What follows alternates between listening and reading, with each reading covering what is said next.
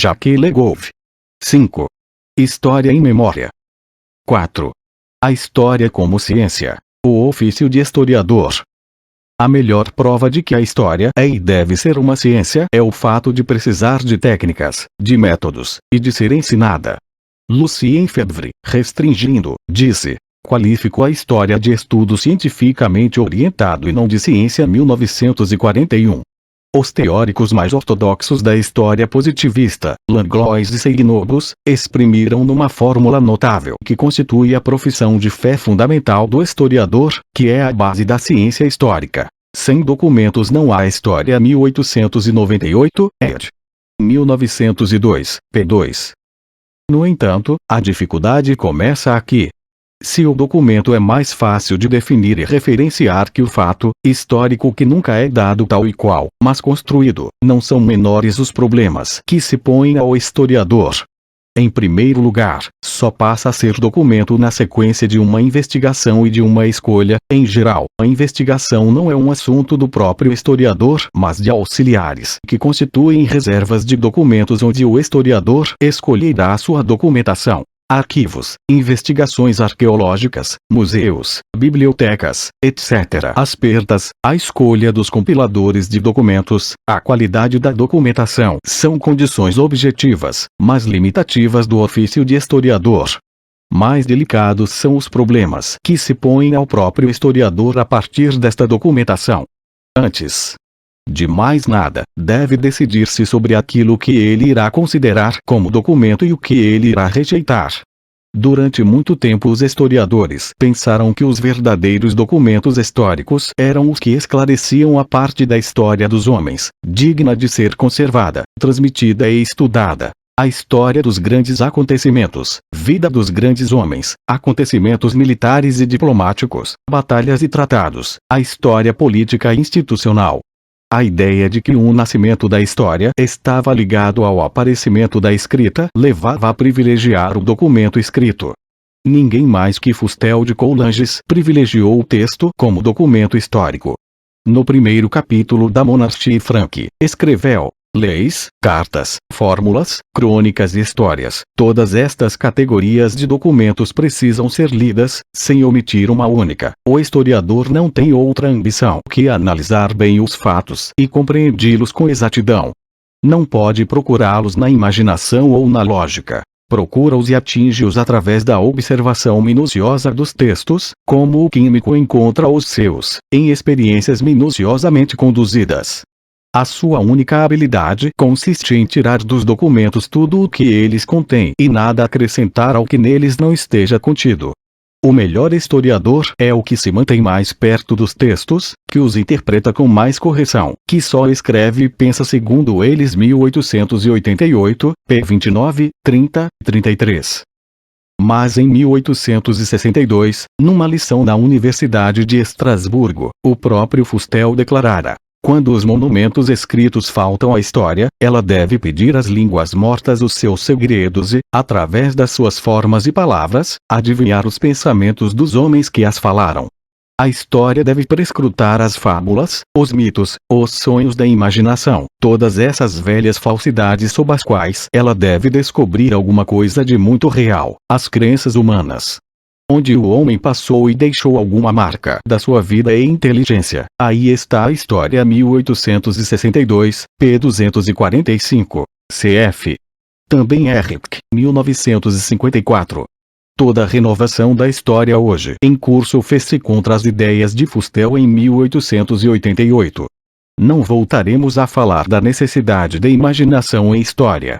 Quero todavia referir aqui o caráter multiforme da documentação histórica.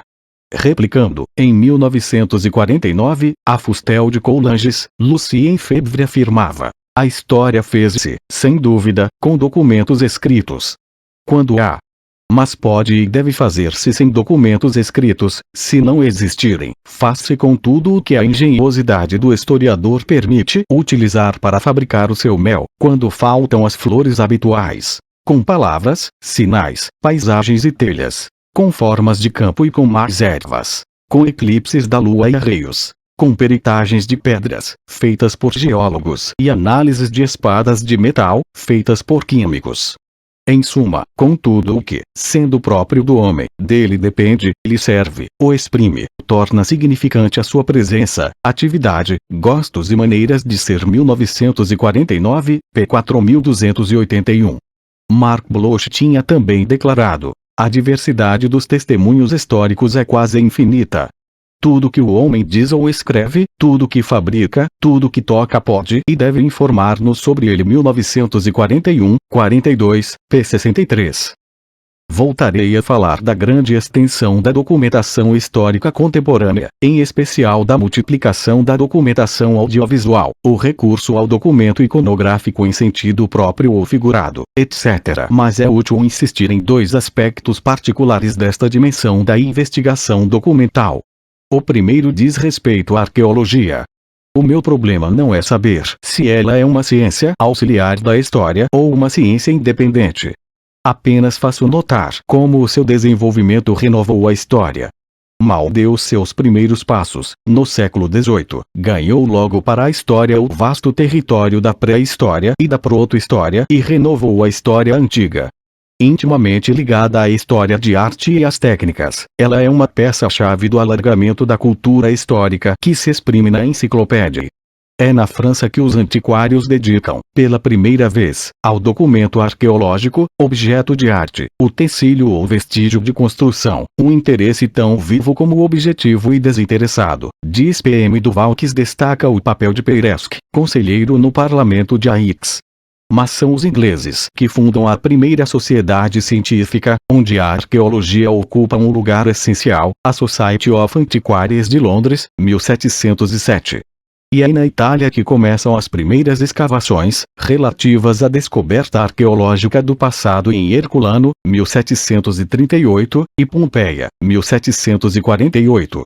Um francês e um alemão publicam as duas obras mais importantes do século XVIII sobre a introdução do documento arqueológico em história. Winckelmann, com a história de arte antiga, Geschichte der Kunst des Altertums, 1764, e o Conde de Caylus, com o Recueil d'Antiquités Égyptiennes, Etrusques, Greques, Romaines et Gauloises, 1752, 67. Na França, o Museu dos Monumentos Franceses, de que Alexandre Lenoir foi o primeiro conservador, em 1769, despertou o gosto pela arqueologia e contribuiu para ultrapassar a visão negativa da Idade Média. Faço notar que a arqueologia foi um dos setores da ciência histórica que mais evoluiu nos últimos decênios. Evolução do interesse do seu objeto e do monumento pelo local global, urbano ou rural, depois pela paisagem, arqueologia rural e industrial, métodos quantitativos, etc. Cf. Schnapp, 1980. Filey, 1971. A arqueologia evoluiu também em direção à constituição de uma história da cultura material que é primeiro a história dos grandes números e da maioria dos homens PZs, 1978, p. 130. Ver também o artigo Cultura Material, no volume 16 da Enciclopédia Einaudi, e que deu origem a uma obra-prima da historiografia contemporânea. Civilization Material et Capitalisme, de Fernand Braudel, 1967. Faço também notar que a reflexão histórica se aplica hoje à ausência de documentos, aos silêncios da história.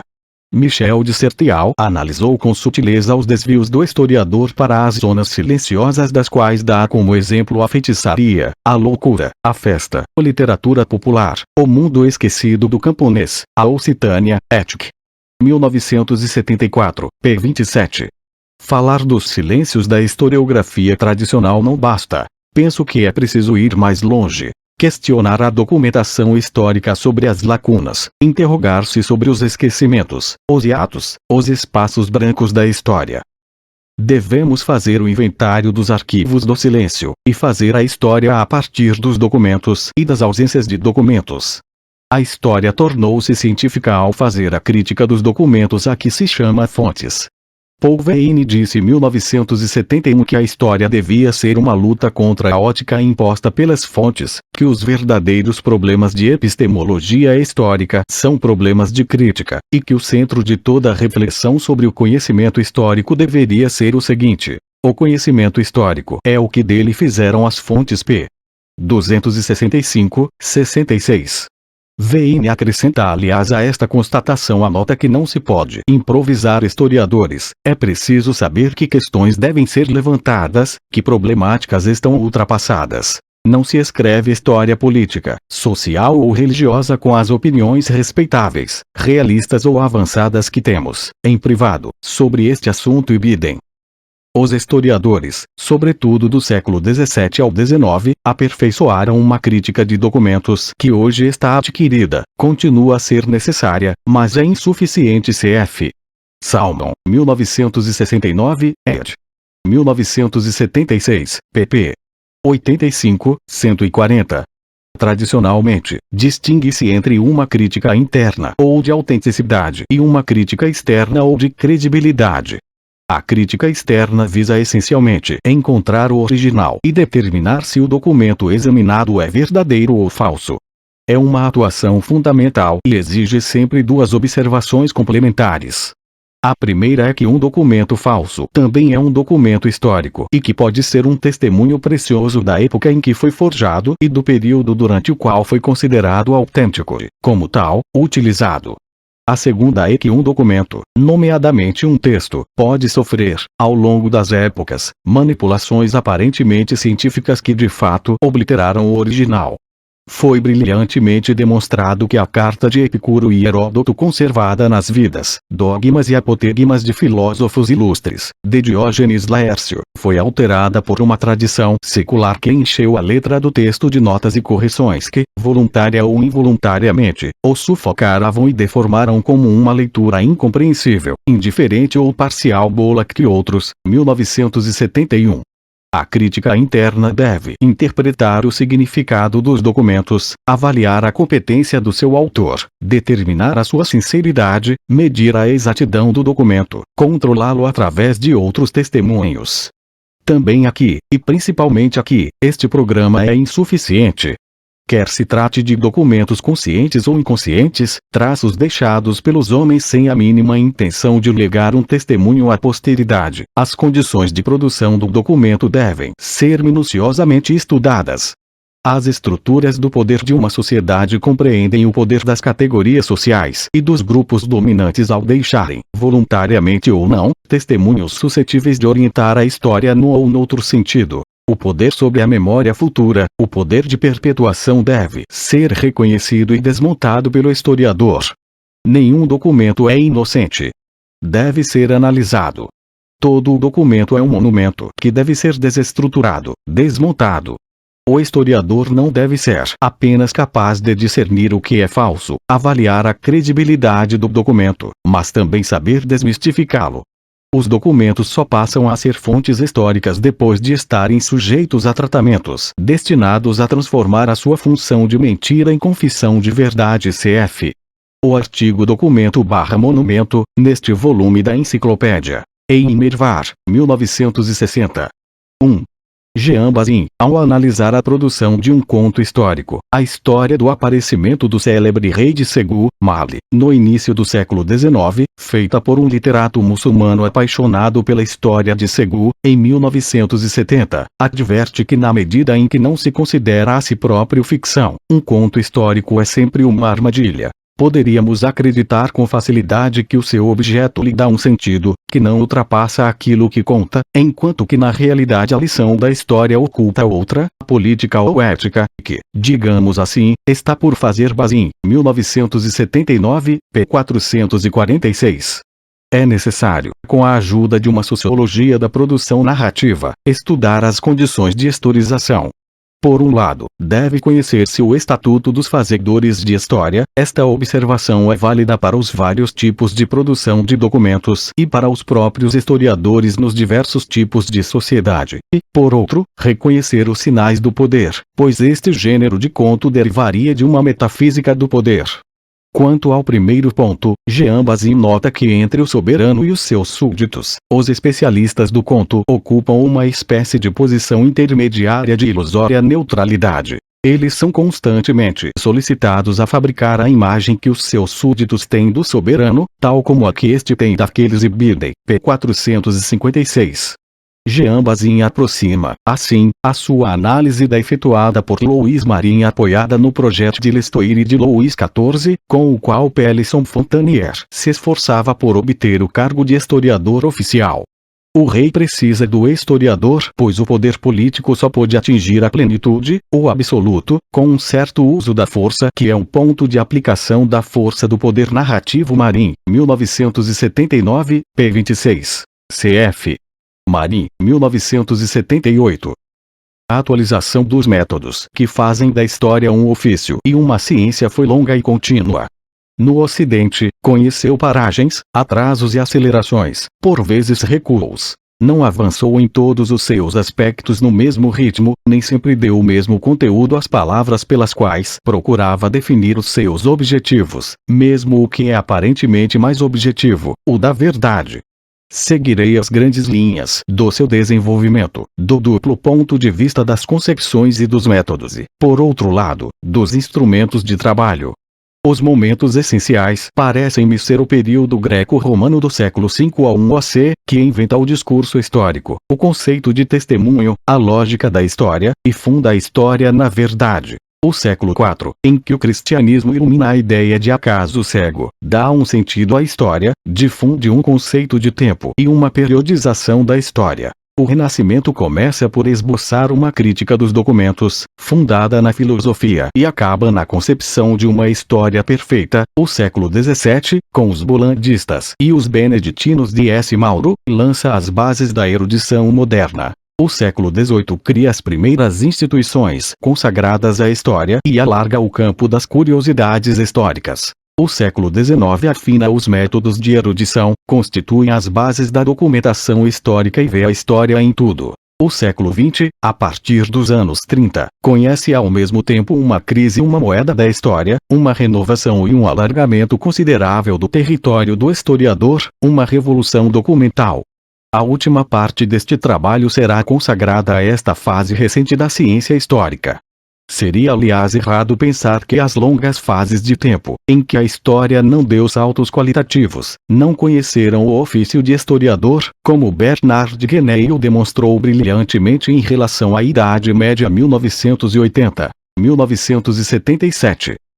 Com Heródoto, o que conta na narração histórica não é a importância do testemunho. Para ele, o testemunho por excelência é o testemunho pessoal, aquele em que o historiador pode dizer: vi e ouvi. Isto é especialmente verdade na parte da sua investigação dedicada aos bárbaros cujo país percorreu durante as suas viagens. Cf. Artaud, 1980. E também o é quanto à narração das guerras medas, acontecimento da geração que o precedeu, cujo testemunho recolhe diretamente, por ouvir dizer.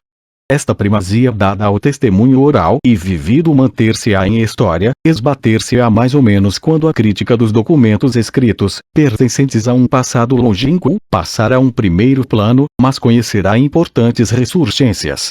Assim, no século XIII, os membros de novas ordens mendicantes, dominicanos e franciscanos, privilegiam, no seu desejo de aderir à nova sociedade, o testemunho oral pessoal, contemporâneo ou muito recente, preferido inserir nos seus sermões exemplo a cuja matéria pertence mais à sua experiência, ao de vi, que à sua ciência libresca. Legimos.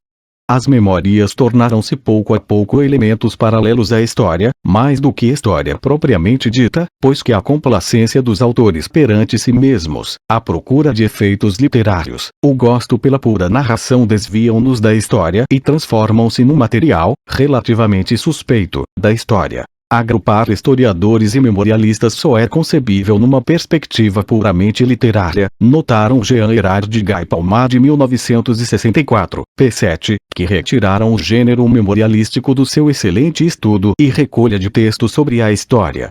O testemunho tende a reentrar no domínio da história, mas levanta problemas ao historiador com o desenvolvimento dos média, a evolução do jornalismo, o nascimento da história imediata, o regresso do acontecimento. Cf. La Culture, 1978. Nora, 1974. Arnaldo Momigliano, 1972, ed. 1975, pp. 13:15 sublinhou que os grandes historiadores da antiguidade greco-romana trataram, exclusivamente ou de preferência, do passado recente. Depois de Heródoto, Tucídides escreveu a história da Guerra do Peloponeso, acontecimento contemporâneo. Xenofonte tratou a hegemonia de Esparta e de Tebas, de que foi testemunha. Políbio dedicou a parte essencial das suas histórias ao período que vai da Segunda Guerra Púnica à sua época. Salustio e Lívio fizeram o mesmo. Tácito examinou o século anterior ao seu e Ammiano Marcelino interessou-se sobretudo pela segunda metade do século IV. A partir do século V a.C., os historiadores antigos conseguiram recolher uma boa documentação sobre o passado, o que não os impediu de se interessarem preferencialmente pelos acontecimentos contemporâneos ou recentes.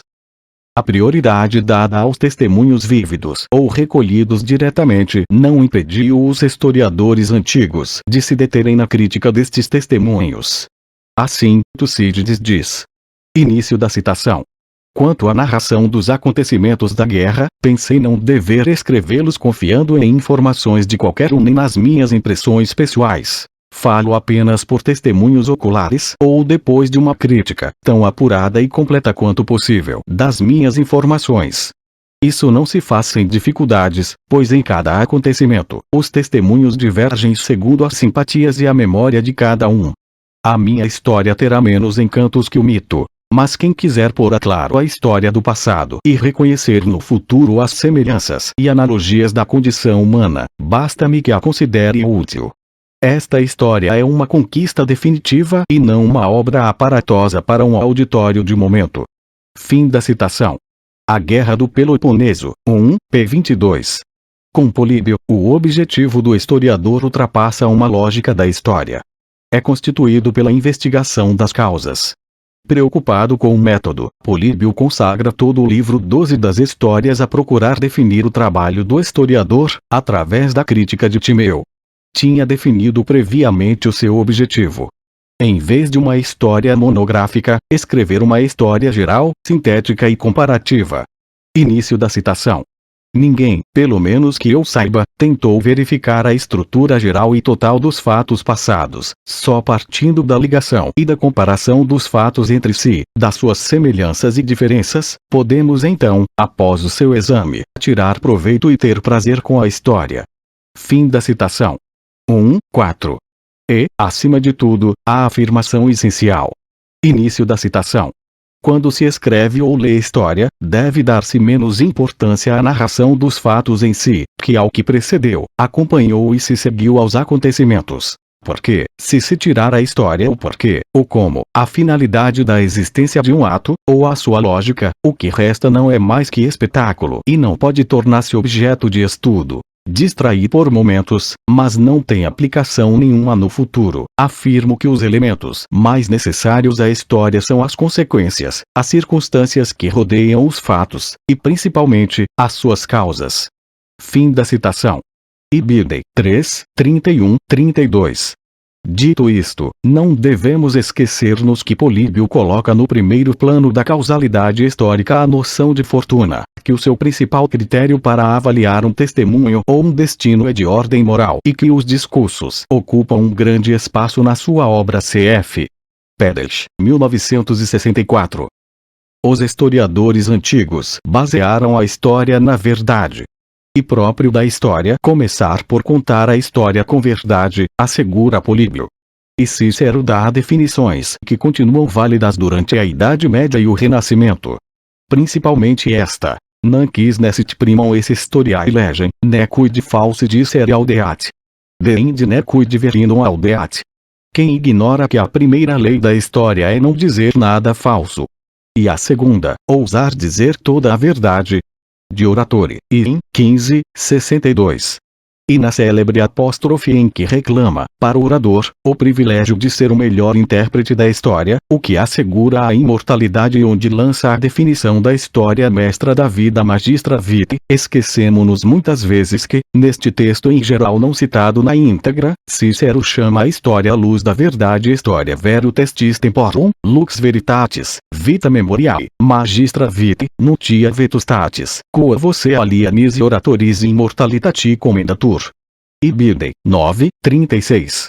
Embora Momigliano tenha insistido com razão no gosto dos historiadores antigos pela história nova, é um exagero a afirmação de Collingwood de 1932 que o seu método estava de tal modo ligado à tradição oral, que apenas tinha conseguido escrever a história da geração imediatamente precedente. Tácito, por exemplo, no Diálogo dos Oradores 15, faz o elogio dos modernos, o que vai contra a tradição romana, mas mostra o seu conhecimento e domínio cronológico do passado. De um passado que, para falar verdade, ele lineariza e aproxima do presente. Quando ouço falar de antigos, penso em pessoas de um passado longínquo, muito anteriores a nós, e perante os meus olhos passa Ulisses Nestor, cuja época se situa 1300 anos antes do nosso século. Vós, pelo contrário, citais Demóstenes e Pérides que, segundo me consta, foram contemporâneos de Filipe e Alexandre, a quem ambos sobreviveram. Acontece que não passaram mais de 300 anos entre a nossa época e a de Demóstenes. Este intervalo, comparado com a fraqueza dos nossos corpos, pode parecer-nos longo. Comparado com a verdadeira duração dos séculos e a consideração do tempo sem limites, é muito breve e Demóstenes está perto de nós. Se, de fato, como Cícero escreve no Hortensius, o verdadeiro ano é aquele em que se reproduz exatamente a posição atual do céu e dos astros, compreendendo esse ano 12.954 divisões a que chamamos anos, acontece que nosso Demóstenes, que colocais no passado e considerais velho e antigo, viveu no mesmo ano, direi mesmo, no mesmo mês que nós Diálogos de Oratoridos, 16, 5, 7. Mais que a finalidade dada à história, parece-nos importante na historiografia cristã, do ponto de vista dos instrumentos ou do método do historiador, o seu impacto sobre a cronologia. Essa sofreu uma primeira elaboração por historiadores antigos, que, de modo geral, não figuram entre os grandes, que os historiadores cristãos utilizaram. Diodoro da Sicília, século I a.C., estabeleceu uma concorrência entre os anos consulares e as Olimpíadas. Trogo Pompeu, conhecido através de um resumo de Justino, defendeu o tema dos 4 impérios sucessivos. Mas os primeiros historiadores cristãos tiveram influência decisiva no trabalho histórico e no enquadramento cronológico da história. Eusébio de Cesareia, início do século IV, autor de uma crônica e depois de uma história eclesiástica, foi o primeiro historiador antigo a manifestar a mesma atenção que um historiador moderno à citação fiel do material copiado e à identificação correta das suas fontes. Chesnut, 1978, p. 245. Esta utilização crítica dos documentos permitiu a Eusébio e aos seus sucessores caminharem com segurança, para além da memória dos testemunhos vivos. Eusébio, cuja obra é uma tentativa paciente, escrupulosa e profundamente humana, para sistematizar as relações entre o cristianismo e o século Cirinelli, 1961, p. 495, não procurou privilegiar uma cronologia especificamente cristã, e a história hebraico-cristã que faz começar com Moisés foi para ele apenas uma história entre outras. Ibid, p. 59, 61. O seu projeto um pouco ambíguo de uma história sincrônica situa-se entre uma visão ecumênica e um mero aperfeiçoamento da erudição. Ibidem, p. 63. Os historiadores cristãos retomaram do Antigo Testamento, sonho de Daniel 7, e de Justino, o tema da sucessão dos 4 impérios, babilônico, persa, macedônico e romano. Eusébio, cuja crônica foi retomada e atualizada por S. Jerônimo e Santo Agostinho, expõe uma periodização da história segundo a história sagrada, que distinguia 6 idades, até Noé, até Abraão, até David, até o cativeiro da Babilônia, até Cristo, depois de Cristo, e que Santo Isidoro de Sevilha no Chronicon, início do século VII, e Berda na Opera de Temporidos, início do século VII, tentaram calcular. Os problemas de datação, de cronologia, são fundamentais para o historiador. Os historiadores e as sociedades antigas também os tinham considerado básicos. As listas reais da Babilônia e do Egito tinham fornecido os primeiros quadros cronológicos. O cômputo anual do reino tinha se iniciado em 2000 a.C., na Babilônia. Em 776 começa o cômputo por Olimpíadas, em 754 a lista dos éforos de Espanha, em 686, 685 a dos arcontes epônimos de Atenas, em 508 o cômputo consular de Roma. Em 45 a.C., César tinha instituído em Roma o calendário juliano. O cômputo eclesiástico cristão refere-se à datação da festa da Páscoa. As hesitações quanto à fixação do início da cronologia e do início do ano duraram muito tempo. As atas do Concílio de Nicéia são datadas quer com o nome dos cônsules, quer dos anos da era dos Seleucidas, 312, 311 a.C. Os cristãos latinos adotaram inicialmente, em geral, a era de Diocleciano ou dos Mártires, 284. Mas, no século VI, o monge Romanos Dines, o Pequeno, propôs-se adotar a era da Encarnação, fixando o início da cronologia na data do nascimento de Cristo. Este hábito só foi definitivamente adotado no século XI. Mas todas as investigações sobre o conceito eclesiástico cuja expressão mais notável foi o Tratado de Temporum Ratione de Beda, 725, apesar das suas hesitações e falhas, constituíram uma etapa importante em direção ao domínio do tempo cf. O artigo Calendário. Cordoliani, 1961.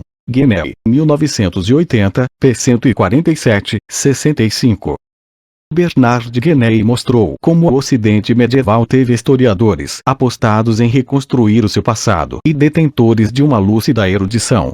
Estes historiadores que, até o século XIII, foram sobretudo monges, começaram por beneficiar de um acréscimo de documentação.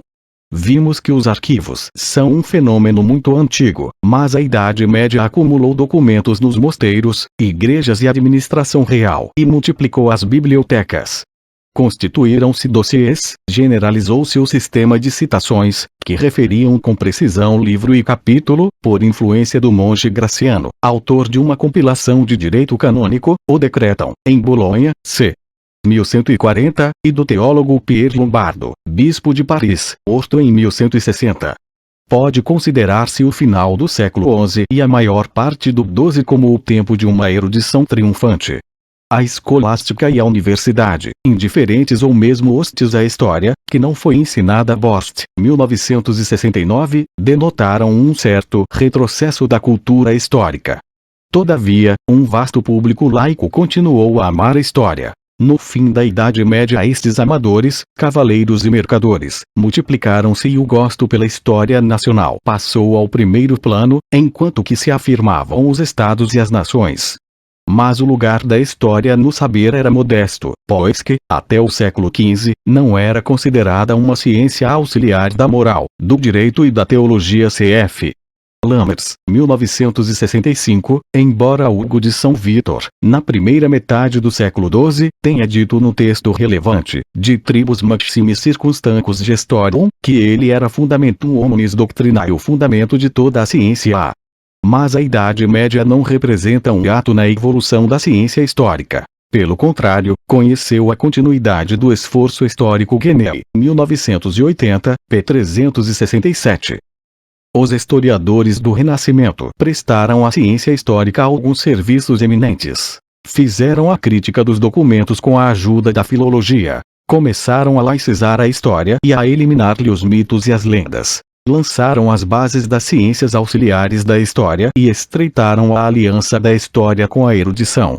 Tem-se feito remontar a Lourenço Valla o início da crítica científica de textos. Na sua De falso credita et mentita Constantini Donatione Declaratio, 1440, escrita a pedido do rei aragonês de Nápoles, em luta com a Santa Sé, prova que o texto é falso, pois a linguagem usada não se pode identificar com a do século IV, mas data de 4 ou 5 séculos mais tarde. Assim, a pretensão do Papa aos Estados da Igreja, fundada sobre esta pretensa doação de Constantino ao Papa Silvestre, baseava-se no falso carolíngio.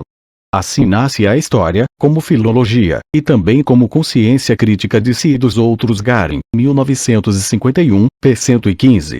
Valia aplicou a crítica de textos aos historiadores da Antiguidade, Lívio, Heródoto, Tucídides, Salustio e também o Novo Testamento, nas suas Adnotationes, que Erasmo prefaciou na edição de Paris de 1505.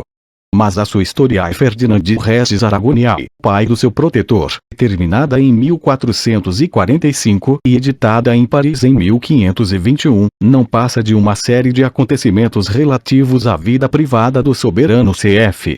Gaeta, 1955. Se Biondo é o primeiro erudito dos historiadores humanistas, Valia é o primeiro crítico. Depois dos trabalhos de Bernard Guénée, talvez não seja possível manter uma afirmação tão radical. Biondo, nos seus manuais sobre Roma Antiga, Roma Instaurata, 1446, publicada em 1471. Roma Triumphas, 1459, publicada em 1472, e na sua Roma Norm Decades, uma história da Idade Média de 412 a 1440, foi um grande recolhedor de fontes, mas não há nas suas obras nem crítica de fontes, nem sentido da história. Os documentos são publicados uns ao lado dos outros. Quando muito, nas Decades, a ordem é cronológica. Mas Biondo, secretário do Papa, foi o primeiro a inserir a arqueologia na documentação histórica. No século XV, os historiadores humanistas inauguram uma ciência histórica profana, sem fábulas nem intervenções sobrenaturais.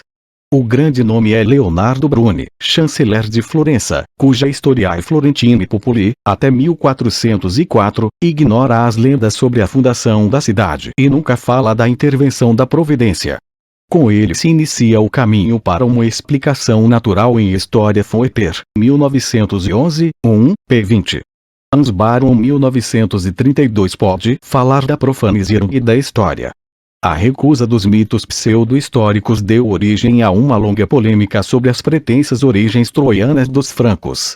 Cada um por sua vez. Etienne Pasquier nas Recherches d'Ia France, o primeiro livro é de 1560. 10 livros na edição póstuma de 1621, François Hotman na sua Franco-Gália, 1573, Claude Fauchet nas Antiquités Gaulois et François et Jusqu'à Clovis, 1599, e Lancelot Voisin de la Popelinière, no Dessein de l'Histoire Nouvelle des François, 1599, põe em dúvida a origem troiana, enquanto Hotman defende de modo convincente a origem germânica dos francos.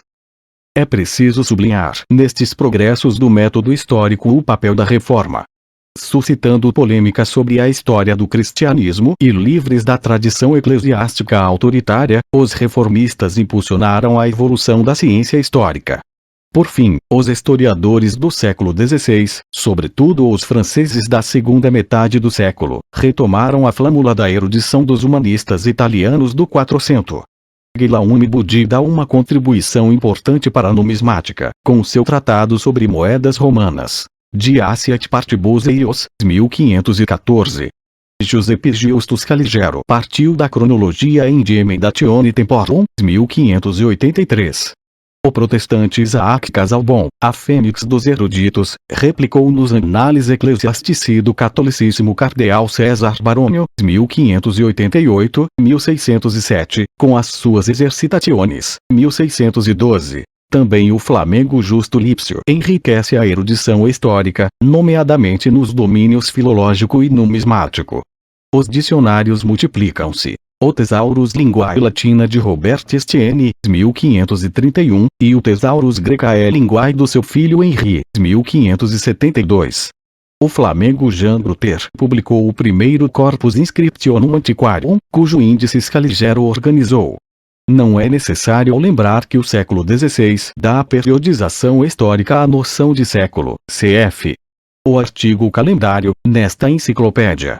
Enquanto que os humanistas, imitando a antiguidade, não obstante os progressos de erudição, tinham mantido a história no campo da literatura, alguns dos historiadores do século XVI e início do XVII distinguem-se explicitamente dos homens de letras. Muitos são os juristas, Bodey, Vignier, Hotman, e estes sábios de saias anunciam a história dos filósofos do século XVIII Pert, 1970. Donald Kelly mostrou em 1964 que a história das origens e natureza do feudalismo não data de Montesquieu, mas dos debates entre os eruditos do século XVI. A história nova que os grandes humanistas do século XVI, princípio de XVII, quiseram promover foi asperamente combatida na primeira metade do século XVII e alinhada entre as manifestações de libertinagem. A consequência desse fato foi a crescente separação entre erudição e história, no sentido de historiografia, notada por Poazard 1935 e George Rupert 1970. A erudição fez progressos durante o século de Luís XIV, enquanto que a história conhecia um profundo eclipse. Os sábios do século XVI desinteressaram-se das grandes questões da história geral. Compilam glossários, como esse grande legista, que foi Ducange, 1610-88. Escrevem vidas de santos, como Mabillon. Publicam fontes de história medieval, como Baluzi, 1630-1718. Estudam as moedas como Vaillant, 1632-1706. Em resumo, tendem mais para as investigações de antiquários que de historiador e Birden, p. 178. Houve duas iniciativas que se revestiram de especial importância. Situam-se no quadro de uma investigação coletiva. A grande novidade é que, no reinado de Luís XIV, se começou a fazer erudição coletivamente. Lefebvre, 1945-46, p. 101, que é, de fato, uma das condições exigidas pela erudição. A primeira é obra dos jesuítas, cujo iniciador foi o padre Herbert Rosvede, morto em Antuérpia em 1629, que tinha feito uma espécie de repertório das vidas dos santos, manuscritos conservados nas bibliotecas belgas. Com base nas suas notas, o padre Jean Bouland levou à aprovação dos seus superiores o plano de uma publicação de vidas de santos e documentos hagiográficos, apresentados pela Ordem do Calendário. Assim nasceu um grupo de jesuítas especializados em hagiografia a que se deu o nome de bolandistas e que publicaram, em 1643, os 2 primeiros volumes do mês de janeiro das Acta Sanctorum. Os bolandistas ainda hoje estão em plena atividade num domínio que continua em primeiro plano na erudição e na investigação histórica. Em 1675, um bolandista, o padre Daniel van Papenbroek, Papebroek, publicou, no início do tomo 2 das Acta Sanctorum, uma dissertação sobre o discernimento do verdadeiro e do falso em velhos pergaminhos. Papenbroek que não foi feliz na aplicação do seu método. Coube a um beneditino francês, Dom Mabillon, ser o verdadeiro fundador da diplomática.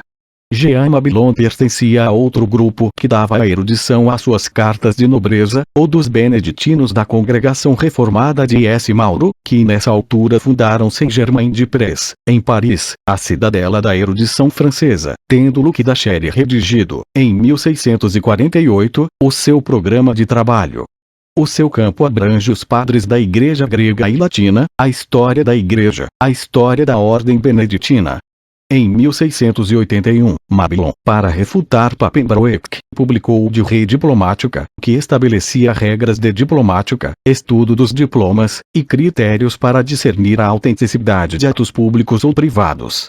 Marc Bloch, não sem exagero, vê em 1681, o ano da publicação do De Re Diplomatica, uma grande data na história do espírito humano. 1941-42, p. 77. A obra ensina que a concordância de duas fontes independentes estabelece a verdade, inspirando-se em Descartes, aplica o princípio de fazer decomposições tão inteiras e revisões tão gerais que se ficasse seguro de nada omitir. Tessier, 1961, p. 641. Contam-se duas anedotas que mostram até que ponto, entre os séculos 17 e 18, se tinha tornado profundo o divórcio entre a história e a erudição.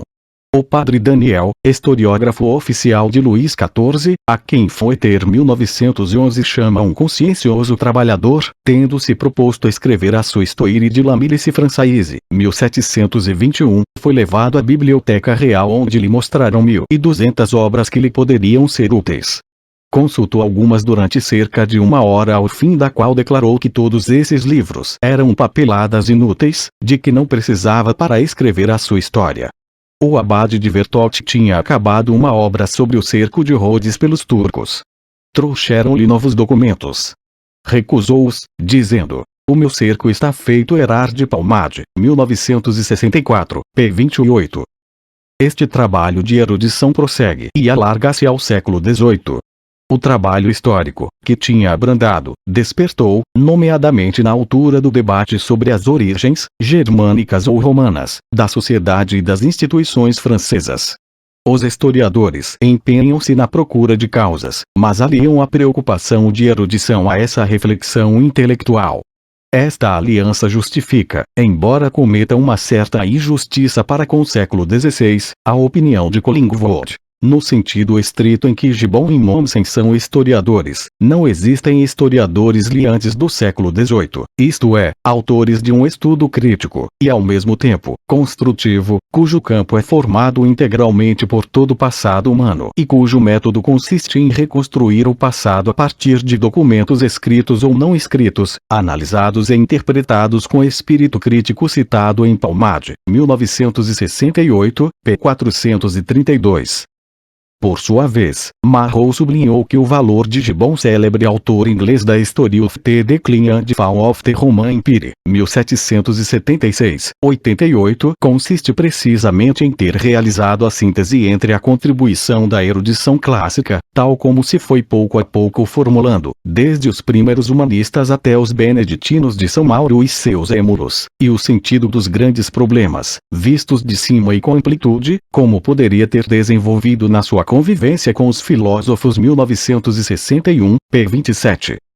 Com o racionalismo filosófico, que, como já se viu, não teve felizes consequências na história, a rejeição definitiva da providência e a procura de causas naturais, os horizontes da história alargam-se a todos os aspectos da sociedade e a todas as civilizações. Fenelon, no projeto d'un traité sur l'histoire, 1714, pretende que o historiador faça o estudo dos costumes e do estado de todos os corpos da natureza e que mostre a verdade, a originalidade, do que os pintores chamam os costumes, ao mesmo tempo que as mudanças. Cada nação tem os seus costumes diferentes daqueles dos povos vizinhos. Cada povo muda com frequência os seus próprios costumes, citado em Talmage, 1968, p. 432. Voltaire, nas suas novelas Consideration sur l'histoire, 1744, pretendera uma história econômica, demográfica, das técnicas e dos costumes e não só política, militar e diplomática. Uma história dos homens, de todos os homens, e não só dos reis e dos grandes. Uma história das estruturas, e não só dos acontecimentos. História em movimento, história das evoluções e das transformações, e não história estática, história quadro. História explicativa, e não apenas história narrativa, descritiva, ou dogmática. Enfim, história oral, Le Goff, 1978, p. 223. Ao serviço deste programa, ou de programas menos ambiciosos, o historiador põe, daqui em diante, uma preocupação de erudição que procura satisfazer empreendimentos cada vez mais numerosos e, o que é novo, das instituições. Neste século das academias, e das sociétés savantes, a história e o que lhe diz respeito não foram esquecidos. No plano das instituições, escolherem a Académie des Inscriptions et Belles Lettres da França. A pequena academia, fundada por Colbert em 1663, só tem 4 membros e a sua missão é puramente utilitária: redigir as divisas das medalhas e as inscrições dos monumentos que perpetuarão a glória do Rei Sol. Em 1701 os seus efetivos elevaram-se para 40 e tornou-se autônoma. Foi rebatizada com o nome atual em 1716, e a partir de 1717 publicou regularmente memórias dedicadas à história, arqueologia e linguística e empreende a edição do Recueil des Ordonnances des Rois de France. No plano dos instrumentos de trabalho, citarei a Acte de Verifier les Dates, cuja primeira edição foi publicada pelos mauristas em 1750, a Constituição dos Arquivos Reais em Turim entre 1717 e 20, cujos regulamentos são a melhor expressão da arquivística da época, e a impressão do Catálogo da Biblioteca Real de Paris, 1739-53. Como representante da atividade erudita ao serviço da história, citarei Lodovico Antônio Muratori, nascido em 1672, bibliotecário da Ambrosiana de Milão em 1694, bibliotecário e arquivista do Duque de Este em Modena em 1700, Orto em 1750. Publicou entre 1744 e 1749 os Annali d'Italia, precedidos em 1738, 50, das Antiquitantes Italiae Medina Evi. Manteve relações nomeadamente com Leibniz C.F. Campori, 1892. Muratori teve como modelo Mabilon, mas, como laico que era, liberta a história dos milagres e dos presságios, à maneira dos humanistas do Renascimento. Leva mais longe que o maurista a crítica das fontes, mas, também ele, não é um verdadeiro historiador. Não há elaboração histórica da documentação e a história reduz-se à história política. O que diz respeito às instituições, costumes e mentalidades foi rejeitado pelas Antiquitates. Os seus Annali deveriam antes chamar-se Estudos para a História Italiana Cronologicamente Ordenada, do que Obra Histórica Foeter, 1911, p. 384. Do ponto de vista que aqui me ocupa, o século XIX é decisivo porque atualiza definitivamente o método crítico dos documentos que interessa ao historiador desde o Renascimento, difunde este método e os seus resultados através do ensino e das publicações e une história e erudição. Sobre o equipamento erudito da história, tomarei como exemplo a França. A Revolução e o Império criam os arquivos nacionais que, colocados sob a autoridade do ministro do Interior em 1800, passam para a do ministro da Instrução Pública em 1883. A Restauração criou a École de Chartres em 1821, para formar um corpo especializado de arquivistas que deveriam ser mais historiadores que administradores, aos quais foi reservada a partir de 1850 a direção dos arquivos departamentais. A investigação arqueológica das principais instâncias da antiguidade foi favorecida pela criação das escolas de Atenas, 1846, e, de Roma, 1874, e o conjunto da erudição histórica pela fundação da École Pratique des Hautes Études, 1868. Em 1804 nasceu em Paris a Academia Celta para estudar o passado nacional francês. Em 1814, transformou-se em Sociedade dos Antiquários da França. Em 1834 o historiador Guizot, então ministro, institui um comitê de trabalhos históricos encarregado de publicar uma coleção de documentos inéditos sobre a história da França. Em 1835 a Sociedade Francesa de Arqueologia, fundada em 1833, tem o seu primeiro congresso. A Sociedade da História da França nasce em 1835. Daqui em diante existe uma armadura defensora da história. Cadeiras de faculdade, centros universitários, sociedades culturais, coleções de documentos, bibliotecas, revistas. Depois dos monges da Idade Média, os humanistas e legistas do Renascimento, os filósofos do século XVIII, os professores burgueses instalaram a história na Europa e no seu prolongamento, nos Estados Unidos da América, onde, em 1800, se fundou a Library of Congress, em Washington. O movimento era europeu e fortemente tingido de espírito nacional, senão de nacionalismo. Um sintoma evidente foi a criação imediata de uma revista nacional, na maior parte dos países europeus. Na Dinamarca, a Historisk-Tidskrift 1840, na Itália, o Archivio Histórico Italiano 1842, seguido da Revista Histórica Italiana 1884.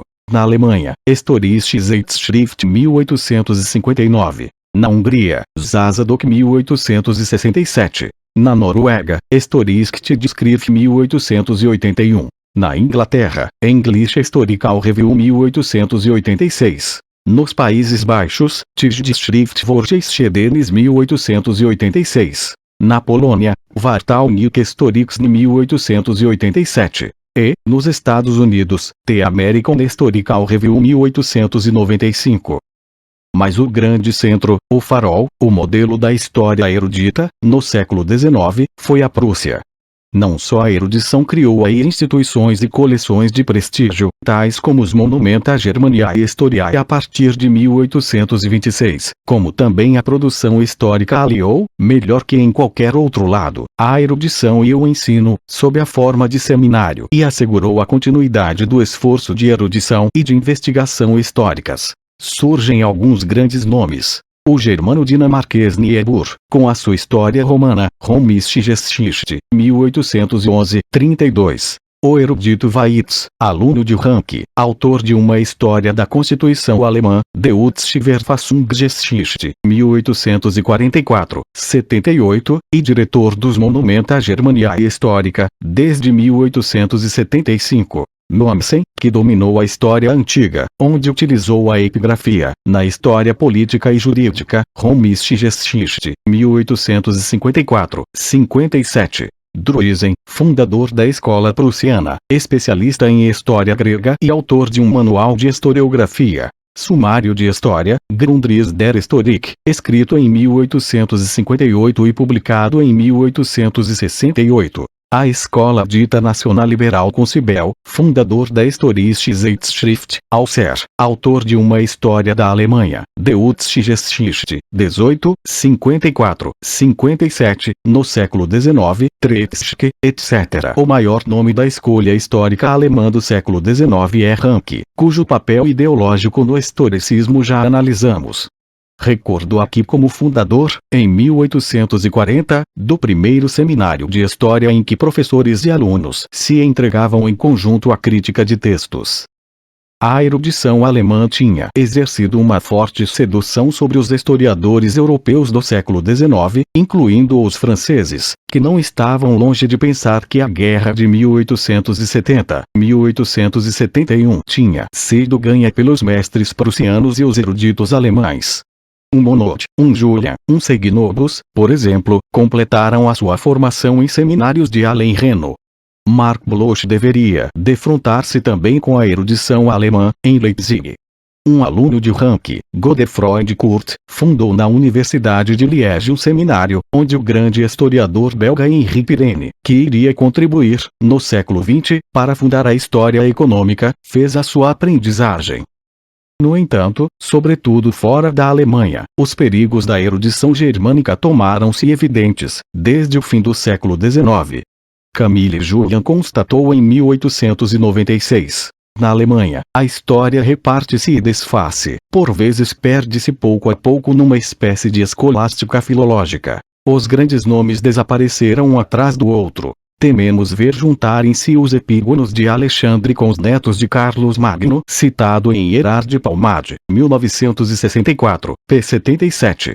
O historicismo erudito alemão iria degenerar, na Alemanha e na Europa, em duas tendências opostas. Uma filosofia da história idealista, um ideal erudito positivista que fugia das ideias e bania da história a investigação das causas. Caberá a dois universitários franceses dar a esta história positivista o seu estatuto. A Introduction aux Études Historiques 1898 de Langlois e Segnobus, definindo-se como o breviário dos novos métodos, e a retomar simultaneamente os benefícios de uma erudição progressista e necessária e os germes de uma esterilização do espírito e dos métodos da história. O balanço positivo desta história erudita do século XIX foi feito por Mark Bloch na Apologia e Paul Lestoire. O consciencioso esforço do século XIX permitiu que as técnicas da crítica deixassem de ser monopólio de um punhado de eruditos, exegetas e curiosos, e o historiador foi levado a voltar à mesa de trabalho. É preciso fazer triunfar os mais elementares preceitos de uma moral da inteligência e as forças da razão que operam nas nossas humildes notas, nas nossas minuciosas referências, que tão brilhantes espíritos contemporâneos desprezam, sem as compreender. 1941, 42, p. 78. Cf. Também Gerard Palmade, 1964, p. 78. Assim, firmemente apoiada nas ciências auxiliares, arqueologia, numismática, sigilografia, filologia, epigrafia, papirologia, diplomática, onomástica, genealogia, heráldica, a história instalou-se no trono da erudição.